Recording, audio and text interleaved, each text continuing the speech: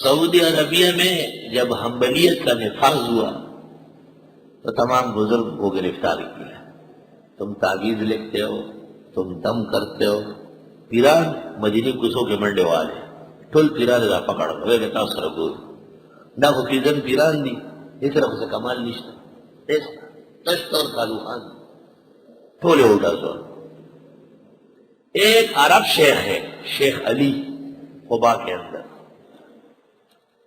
اس کو پتہ چل گیا کہ بادشاہ نے آرڈر دیا ہے خالد نے گرفتار کرا. اس نے کہا ٹھیک ہے آنے دے دیں.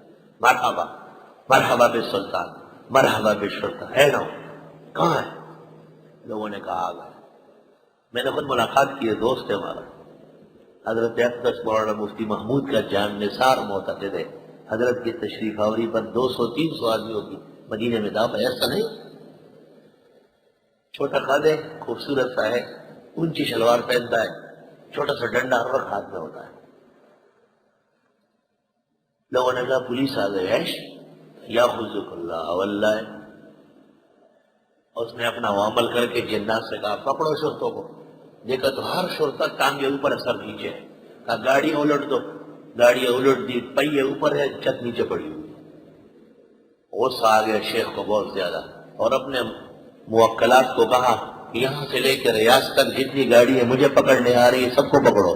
انہوں نے کہا سب کو پکڑ لیا, ایک بھی نہیں ہل سکی. بادشاہ کو پتہ چل گیا. بادشاہ نے امام مدینہ کو کہا معافی مانگنے چلے, قابل آدمی, ہم اس کا احترام کرتے ہیں.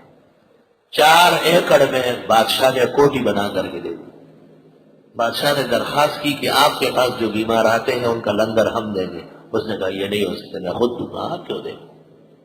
چونکہ وہ واقعتا نہ عامل ہے, نہ ان بمل کے معاملہ چیزن گردی کسی ہو رہی اس سے وصل تشت اور کالو خان